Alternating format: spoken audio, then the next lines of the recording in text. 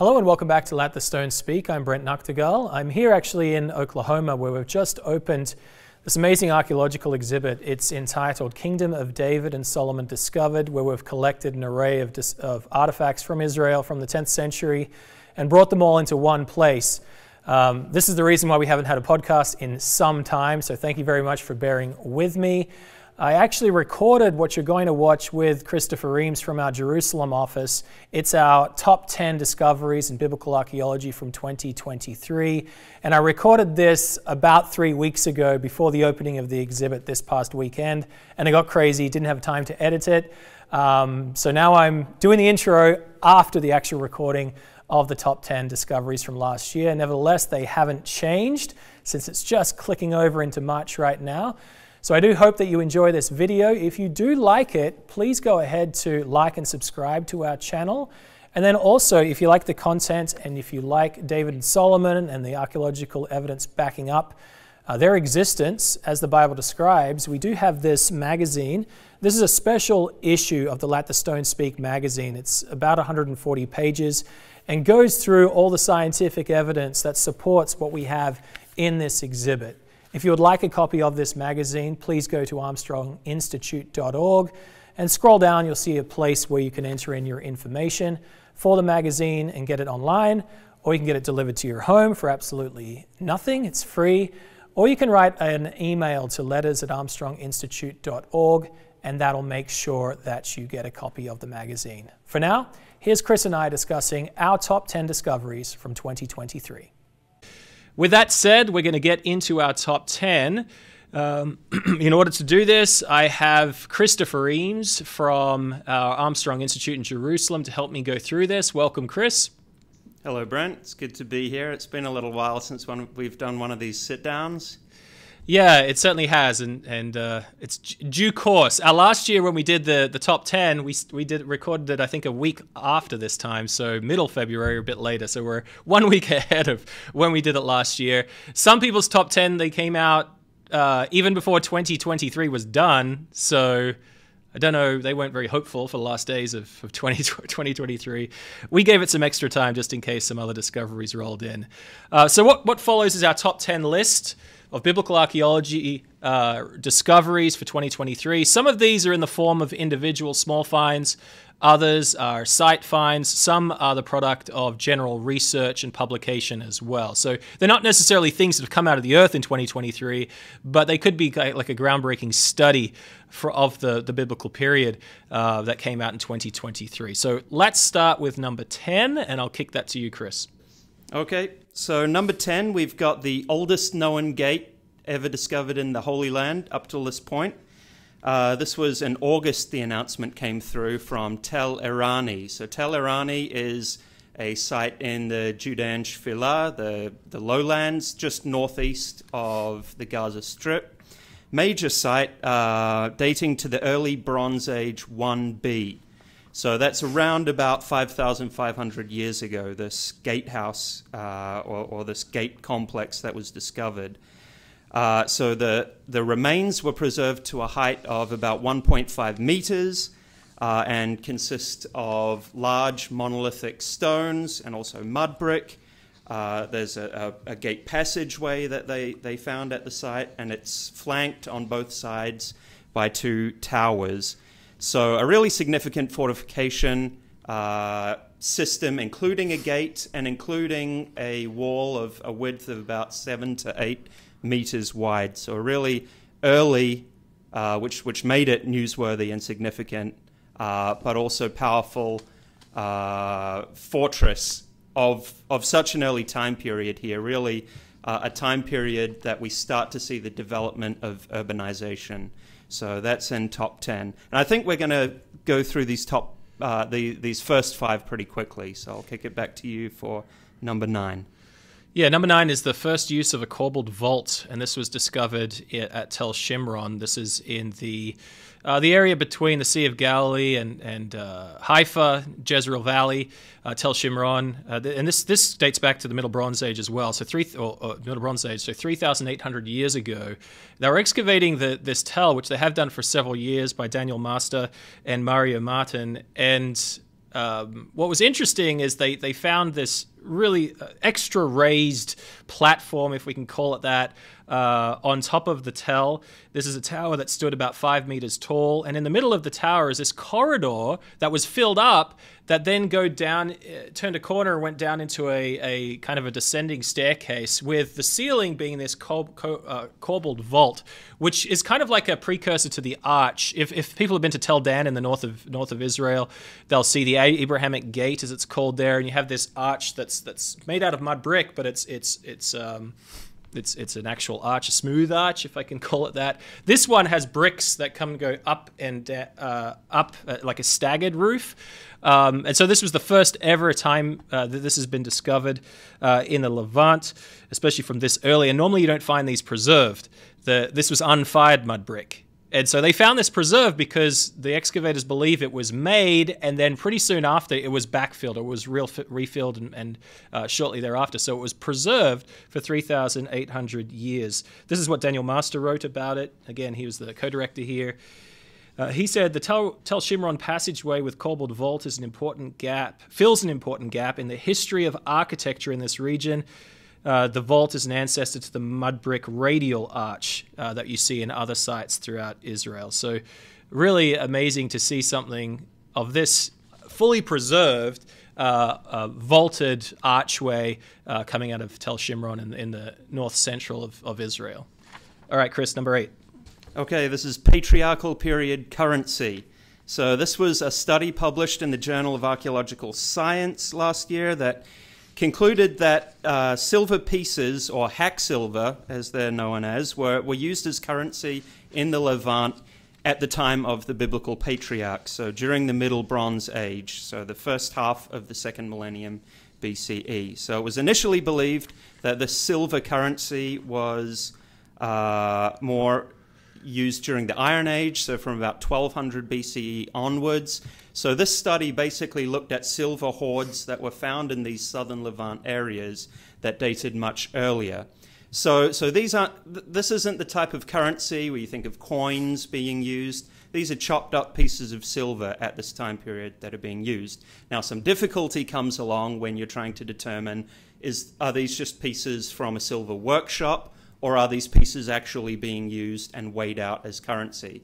So what the study concluded was that these hoards were in areas not associated at all with silver working, but in fact they were being gathered and used for their intrinsic value, and therefore being used properly as hack silver and weighed out as such as a form of currency. And this was kind of exciting because there's several passages in the Bible that talk about this practice of weighing out silver, and even more exciting was the location of the silver, the origin of the silver. So isotopic testing of the silver determined that it had come from the Hittite area up in Anatolia, modern-day Turkey. And then you've got the classic example in the Bible of Genesis 23 and Abraham's interactions with the Hittites, the children of Heth and Ephron the Hittite, and weighing out silver to Ephron the Hittite to buy some land from him. So it shows this kind of currency, weighed out silver, was being used at that time period, and even a connection with the Hittites there. Okay, number 7 is ancient Israelite DNA. This is just a brief one, and this isn't so much of a discovery as in the potential for future discoveries. So this was the discovery of basically a rare, clean and clear First Temple period burial site, Israelite family burial at Kirjath Jearim or Kiryat Yarim, with remains of the burial preserved enough to where DNA could be extracted. So basically this is the first time that clean and clear ancient Israelite DNA has been able to be recovered. That's not to say it's never happened before, but there's always the questions, like in some of these burials, like are we sure that this is an Israelite burial versus, say, a Canaanite burial or Moabite or from some of these other surroundings? But this was a very clean and clear burial, and not only that, in many cases it can be impossible to retrieve properly preserved DNA remains. So in this case, they were able to do so, and from 2 members of this apparently family burial at Kirjath Jearim. So this is at least a start that researchers can use to further investigate Israelite DNA, ancient Israelite DNA, and Israelite origins. So we look forward to what comes from that. Over to you for number 6, Brent. Yeah, I'll take the next 2, 6 and 5. And 6 is actually 2 discoveries, I suppose. This was interesting because it made part of this discovery made the top 10 list of archaeological finds for the National Geographic. So you might have actually heard this discovery of 4 Roman era swords that were found in this area overlooking the Dead Sea in a cave. Really interesting. Everyone likes to find gold, treasure, or weapons. And so this is the weapon category. They've been dated to the general use in Judea in the 1st century and a little bit thereafter. And so they assumed that these were swords, Roman swords that were taken probably by Jewish renegades that hid them because they were found in a cave quite well hidden, and then to be used in a later time in the Bar Kokhba revolts, most likely. They're not exactly sure, but nevertheless, these 4 well-preserved swords, incredible discovery, and this was discovered by Ariel University's Dr. Asaf Geyer and his team. They were actually there for a whole different purpose. Previously, in the early 70s, there was an excavation of this cave, or an investigation of this cave, I should say, where they discovered a Paleo-Hebrew inscription on a stalactite or stalagmite. Can't remember.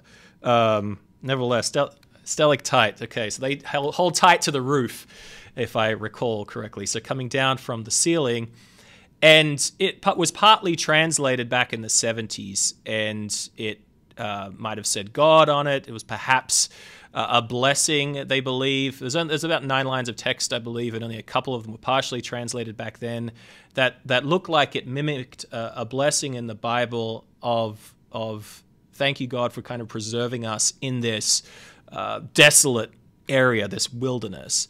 And so the original goal of this team recently was to go back and investigate that, use modern technology, and see if they can find out more of this inscription. And what they did find, and more of this is going to come out, but at least they've released so far, that they have found the phrase on another line that says the Valley of Salt. And this is interesting because it's found overlooking the Valley of Salt, or part of the Valley of Salt, overlooking the Salt Sea, Yam HaMelech, as it's known in the Bible. And so here you've got a biblical use of this geographic region, a use outside the Bible, I should say, of how the Bible describes this geographic region. So you've got a biblical text that uses Valley of Salt and the way that it's spelt in particular, and it's the same in this Paleo-Hebrew inscription. So they don't have an exact date for this. I think it's sometime in late 7th and 8th century. Do you remember, Chris? No, I don't. Second half of the First Temple period. Okay, yeah, so towards the end of the First Temple period, so still early, and we just don't have that many conclusive inscriptions, inscriptions from this period. I guess we do have a few, but we'd always like more. So, so this was just an exciting discovery as well, using modern technology to try and decipher inscriptions that were known previously. So congratulations to that team on that, and we look forward to more that's going to be put out about that in the future. This next discovery, number 5, is the City of David moat and the bedrock channels that were found in the Givati parking lot excavation.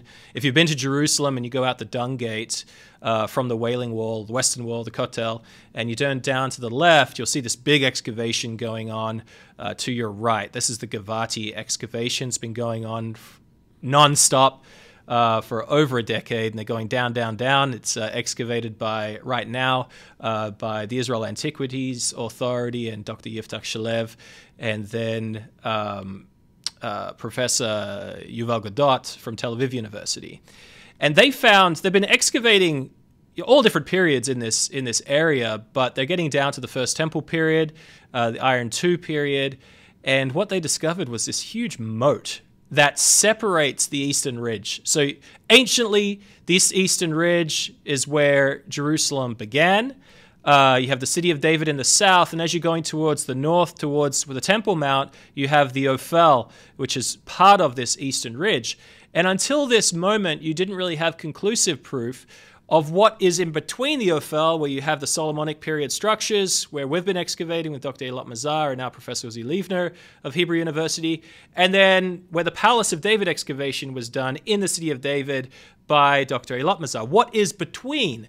And what they've discovered is there's a big ditch that is about 35 meters wide and drops about 10 meters in depth. So this is about 30-foot drop. And they're saying, well, what is this? This looks to be a moat, some type of defensive structure. Or defensive installation. It's man-made. Cuts, you can tell that the cuts are man-made, and so it's the first evidence of a clear division between the city that was inhabited, let's say, by the Jebusites and even earlier, and then to what we would call the Solomonic expansion up the hill towards the Ophel during the middle of the 10th century. So this has the potential to really change a lot of how we understand Jerusalem's geography during the period of David and Solomon and after. Now, as far as dating goes of this discovery, the archaeologists there, they say it happened before the end of the Iron 2A. Is when it happened. So sometime in the early 9th century, this was already in existence. And so they assume and they write that this is just a part of this. I'll quote them actually, because it was just interesting to see this from Tel Aviv University and also Hebrew and also the Israel Antiquities Authority. They said that this feature, in the context of several other monumental features, such as the large stone structure or the palace, the stepstone structure, and then also the 10th century construction on the Ophel as well, they said that it, quote, is part of the same royal mindset that dramatically changed the urban landscape in the formative moments of Iron Age Jerusalem. So they might put this a little bit later, I would say, as far as their dating goes, than King Solomon's time right now. But they notice that it's part of the same concept of radically changing Jerusalem's development during this early Iron 2A, which people would put, this is Solomon, David's time period. So there's lots to come out, I think, more on this, but really interesting. We do need to go down there. Perhaps you can go down there and interview them at Givati and get a closer look for everybody about this moat that kind of separated North and South Jerusalem during the middle of the 10th century. Okay, number 4, go for it. Yeah, and well, let me just say as well that for a lot of tourists coming through and seeing the area, you really get a skewed view of what anciently the topography would have looked like. Like right now, the rise from the city of David up to the Ophel and Temple Mount is all pretty linear and gradual, whereas anciently we know it to have been much more rugged, and even more so now with this new discovery. And even the Tirapuyan Valley, where they are excavating, the Givati excavation, like that valley is almost invisible now. It's been so filled up over the years, so they've been going down and down and down, and not only finding the kind of the decline down into that valley, but now also that separation, the real separation between the Ophel and the city of David. And also, if I can just say, for our top 5 discoveries, top 4 really, but as you're saying with top 5, these can all really connect with David and Solomon, which is really cool. I think in light of our exhibit we're putting together, a lot of extra material that we can use for our latest magazine, putting together this exhibit relating to David and Solomon. So it's sort of been a windfall year in relation to the study of David and Solomon and the Iron 2A period. And so definitely with these last 4 discoveries, these top 4, shall we say, and even top 5, although there's going to be maybe more debate about that, of course, That all relates really to the Iron 2A and the period of David and Solomon. So number 4 here are the core cities of David's kingdom. So this was a study put together by Professor Joseph Garfinkel of Hebrew University earlier in the year, last year. And basically, he took his findings at Khirbet Qeiyafa, well-known findings, or well-known site based on how tightly dated it was, in between 1020 BCE and 980. The single-use site, essentially single-use, dating squarely to this time period.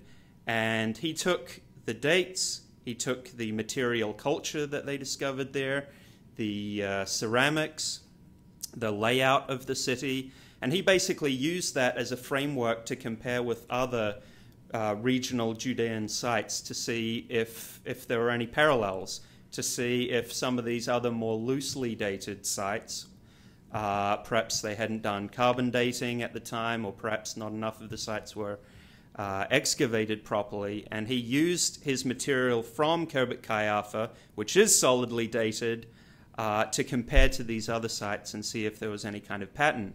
Lo and behold, he did find such a pattern, and he especially looked at the sites of Beth Shemesh, Tel Nasper, and Khirbet Dawara. He also included Lachish, but there's some slight differences there from a later period. But in any case, from these other sites, Beth Shemesh, Dawara, and Nasper, he found identical material culture, identical layouts. So basically, these cities have a casemate wall of a Judean style with a peripheral belt of houses built into and incorporating the casemate wall. This is a very key Judean style of construction. Alongside that, a peripheral ring road inside of those houses, and then parallel material finds, parallel pottery, exactly of the type that he found at Khirbet Qeiyafa. And so he found that at Bet Shemesh and Nasper and Dawara, and then also a logical layout for these sites as well. So the more major sites like Bet Shemesh, Khirbet Qeiyafa, these were located a day's walk from Jerusalem, and then logically you would find halfway between these slightly more minor sites, these more regional council areas, I guess you could call it. So he basically, what he put together was this picture of a core kingdom that emerged right around 1000 BCE, same time period as Khirbet Qeiyafa, same time period as you've got the Bible describing this Israelite kingdom emerging, or Judean-based kingdom emerging of David and Solomon. Carefully planned, carefully laid out, same material culture growing from these sites. And also in his study, he looked at Lachish.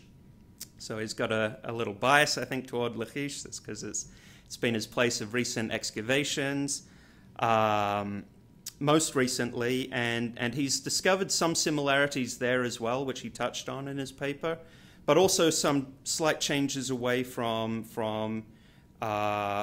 some of the layout. So in particular, the wall he found at Lachish is dated to the end of the 10th century, based on the carbon dating, and it is a solid wall construction as opposed to the earlier casemate walls, which he found at the other sites.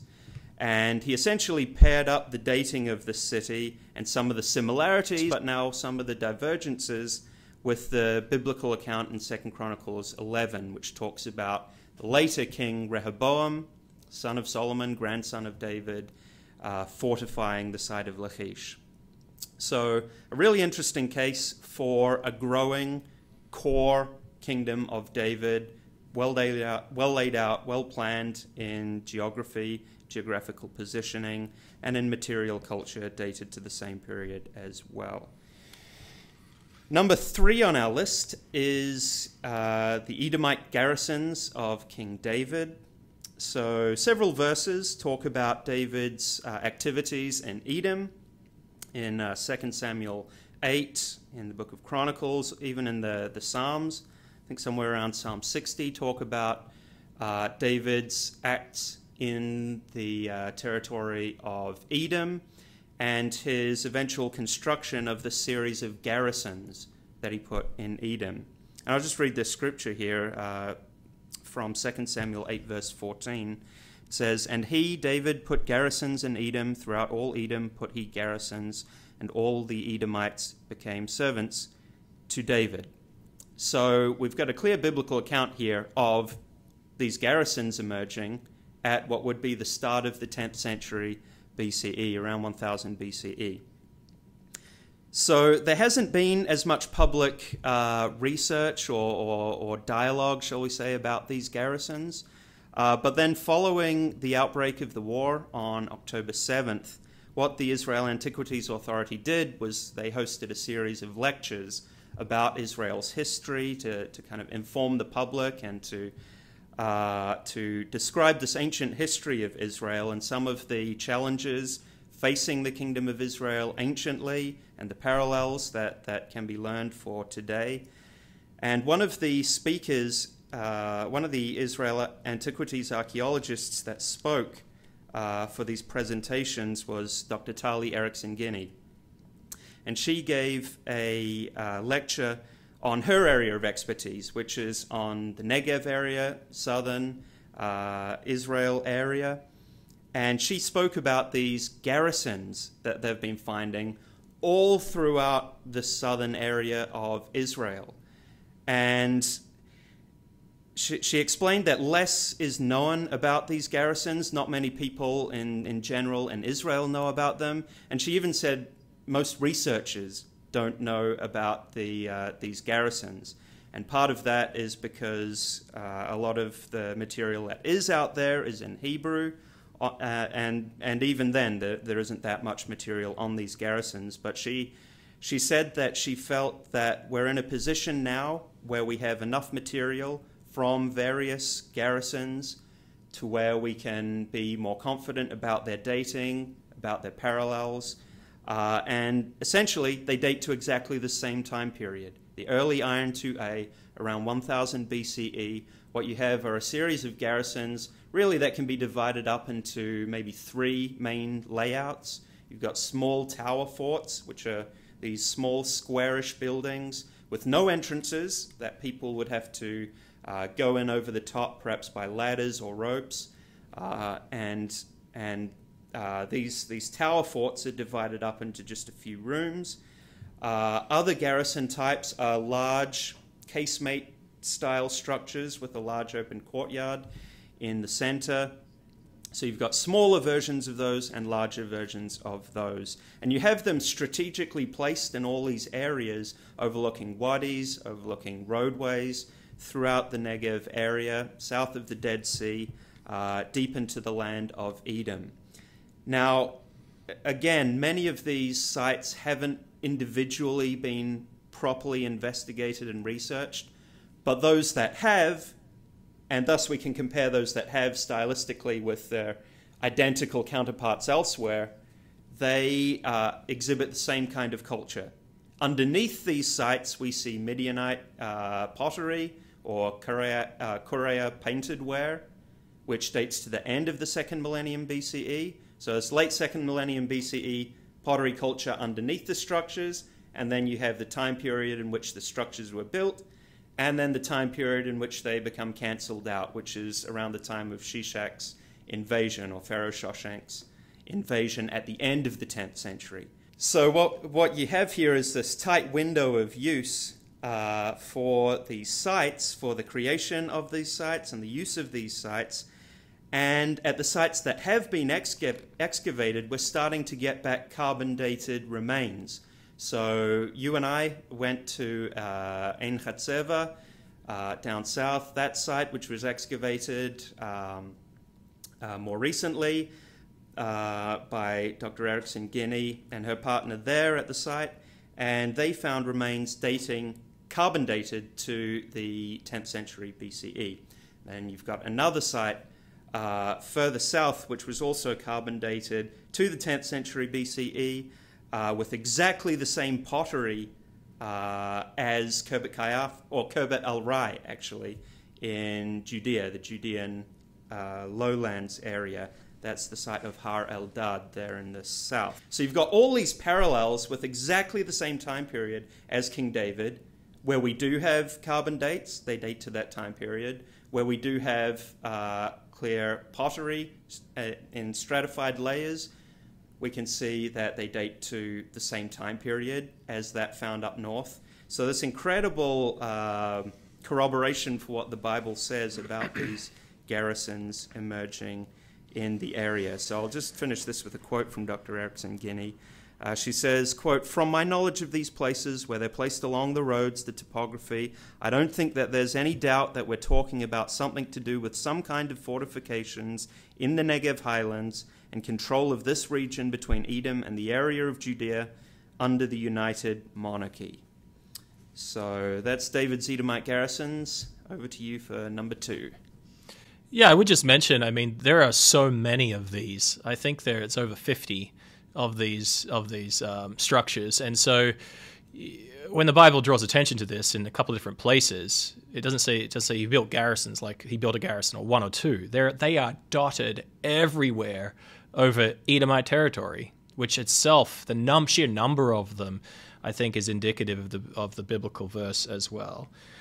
So, and that just came out, like, we were very unfamiliar with these as well until Dr. Erickson-Guinea gave that lecture, and we've been in contact with her since, and so we're really grateful that, you know, she kind of spilled the beans on this so that we could even include part of it in our exhibit over here as well.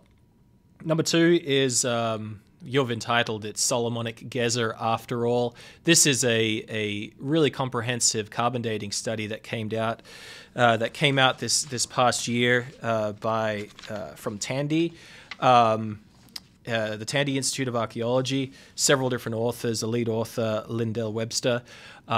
Quite remarkable because it wasn't just about the 10th century, but what's most interesting about Gezer, of course, and if people know biblical archaeology, Gezer is one of these big cities that features in the debate over King David and Solomon, particularly for this verse in 1 Kings 9, verse 15, which talks about Solomon raising up a levy or a group of men, manpower to go and build some royal cities, Gezer, Megiddo, Hatzor, and Jerusalem. And Yigal Yadin, previously, he noticed at all 3 of these sites very similar style gatehouses and corresponding fortifications as well, the famous Israelite or 6-chambered gate. And so he put that together and said that, okay, well, we have the 3 sites the Bible mentions and 3 almost identical gates. This is, you know, Solomonic construction. And then the excavator, William Dever, he confirmed that dating. And then we had others that came out and said later, with the advent of low chronology, pushing all the construction of the gatehouses out of the 10th century and into the 9th century, saying that they were built by the Omri dynasty, most likely Omri Ahab from the north. And so now we've got the pushback. We've got further archaeological evidence using the hard sciences, more of carbon dating, in the layer that, or in this case, stratum 8 at Gezer, that relates to the construction of the fortification and also the gatehouse. We've got carbon dates that confirm, without a shadow of a doubt, that this was built in the 10th century. And the middle to early 10th century is what they would say that had the most probability for it. And then they have stratum 7, which is the layer that is brief, is more short-lived, that even that stratum is dated to the late 10th century and from the carbon sample. So now we're separate from the pottery because there's been debate in low chronology of the pottery types. Yes, that used to be dated to the 10th century. Now that pottery is not the 10th century, it's the 9th century. So then the carbon dates that are in the same layer as that pottery come back and they date to the 10th century. So the purpose of this study was not at all to even focus on stratum 8, although it's the most interesting for us because this is the debate. It's very comprehensive. It goes through different carbon samples that are taken throughout the different layers at Gezer. Nevertheless, I think it's really interesting that it does put to rest this debate, and it should put to rest the debate over the Gezer 6-chambered gate and the date in which it should be assigned to it. Carbon dates, pottery dates, they support a 10th century. This is what the research paper said. Said this quote. The 10th century BCE carbon-14 date for the early expansion of the Shfela, or these lowlands, where Gezer is, the northern part of the lowlands where Gezer is, notably rules out an association with the northern Israelite Omri dynasty. So that's done. This was not built by Omri. If you're going to follow the science, it wasn't built by Omri. However, it's chronologically compatible with Saul, David, and/or Solomon, whose text-based dating, albeit approximate, falls within the 10th century, and so on.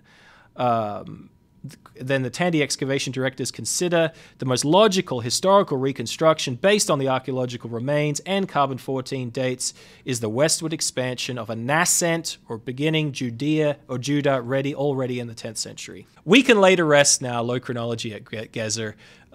We have the gatehouse, and it was built during the 10th century, which the Bible says took place during Solomon's time. So cool.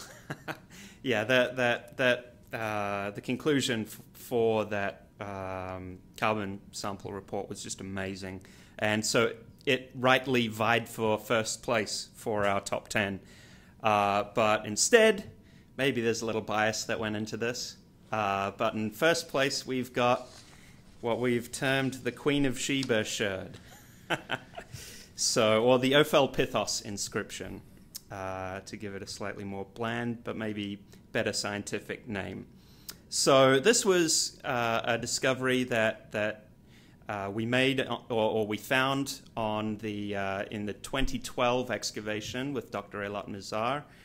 We were working with her that year, quite a big excavation at the end of that year on the Ophel, just south of the Temple Mount. And then I guess I have a little bias with this as well, because I was working right next to where it was discovered. So I saw all these pithoi pieces. So a pithos is a big storage vessel, pithoi plural. And I was seeing all these sherds coming out of the ground right next to me by the guy who was excavating there. And none of us knew at the time that this inscription was among all of these pieces. I mean, you're excavating in the dirt, and so you've got it caked in all these pieces, caked in dirt, and then they go up to the wet sifting area for cleaning. And so this inscription was only noticed at the wet sifting area, and it was only noticed by Dr. Eilat Mazar herself. So she had brought in some visitors to the site to tour them around the site, and they go past the wet sifting area. And as she relayed to me, she was showing them what they were doing in wet sifting, and she sees this crate with all these pithoi pieces from down where we were excavating.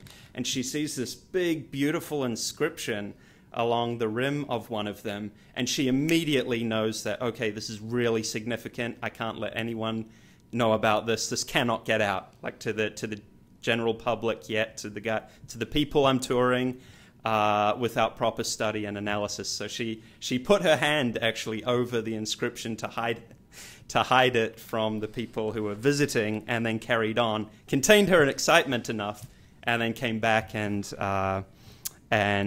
we went from there with the discovery. And so at the time it was believed to have been a Canaanite or maybe Hebrew inscription, Proto Alphabetic inscription, the earliest ever one that was found in Jerusalem, the earliest alphabetic inscription that was ever found. Basically, you've got these 7 preserved letters just under the rim of this storage vessel, this pithos.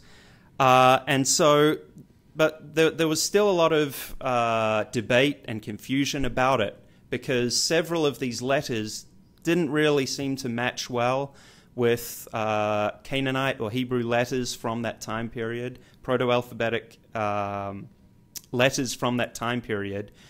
And then no real good translation, of course, could be given for what it actually said. And so basically it was agreed that this was most likely a Proto-Canaanite inscription, amazing in its own right, and then kind of laid to rest like that. And again, I should mention it was found in a 10th century layer, a 10th century BCE. So again, this is the time period of David and Solomon. More specifically, here up on the Ophel, we're getting into the period of Solomon and his expansion up north. So that's where things kind of laid to rest for several years, for a little over 10 years. So that is until early 2023. We have epigrapher Dr. Daniel Weinstaub come along and produce a paper saying that no, this is a completely different script known as Ancient South Arabian. And this is a script that has been a bit more enigmatic and less studied over the years, but more recently there's been more work done to study the script. And we do have some examples of the script, even from the city of David, dating to, I believe, the 9th century.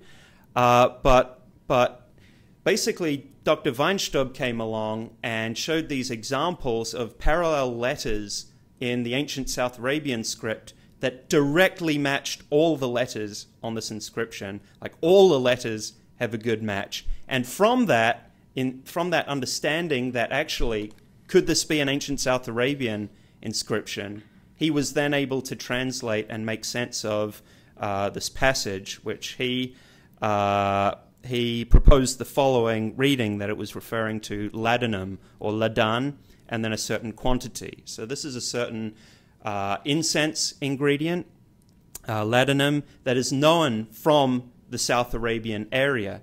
Now, where this gets especially exciting is because this is the territory of Sheba, known to scholars down at the southern end of the Arabian Peninsula, around the area of Yemen.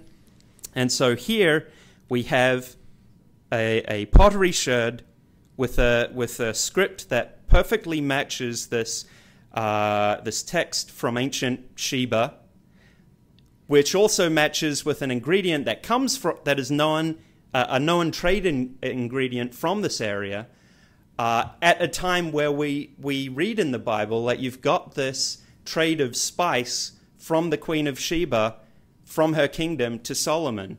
You've got the biblical account in 2 Kings 8, which talks about this visit of the Queen of Sheba and her bringing great quantities of spice and initiating this spice trade to Jerusalem. And it further makes sense because you've got the biblical account of incense ingredients, and that's, for example, described in the book of Exodus. Sorry, that was 1 Kings 10. I gave the wrong scripture there for the Queen of Sheba. 1 Kings 10 for the Queen of Sheba. And then you've got Exodus 30, which talks about all these ingredients for incense, and one of them has long been believed to be this very ingredient, ladanum, for temple, tabernacle and temple incense. And then you add on top of that the find spot of this item, which was just 50 meters from the southern wall of the Temple Mount.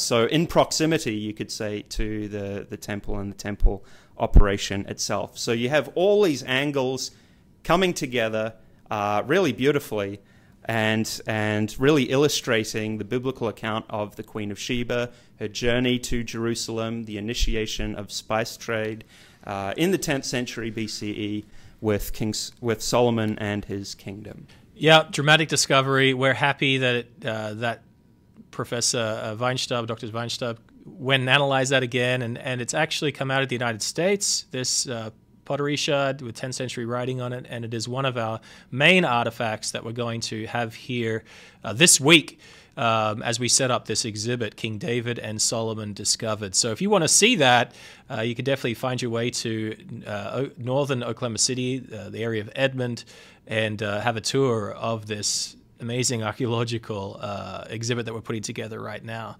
Okay, so that's the top 10 for 2023. We're looking forward to the next one, another year of exciting discovery. But for now, I hope all our listeners and viewers enjoyed that. If you'd like to make sure you receive all of our discussion on YouTube about these discoveries, please do subscribe, hit the bell notifications, whatever you need to do to remind yourself to check in with the Armstrong Institute YouTube channel. We also have our daily email that we put out that's located on our Armstrong Institute website as well, or I should say it's not daily. Every time we have a new content on the website, we put that out. And then please do subscribe to our magazine. It goes by the same name as the podcast, Let the Stone Speak. It's available to you wherever you are in the world, absolutely free. So you can write an email to letters@armstronginstitute.org and request a copy or a subscription, or you can find that on our website as well. So thank you very much, Chris, for taking time at the end of the day there in Jerusalem to bring us the top 10. Pleasure. And thank you very much to all of you for listening, and we will talk to you next time.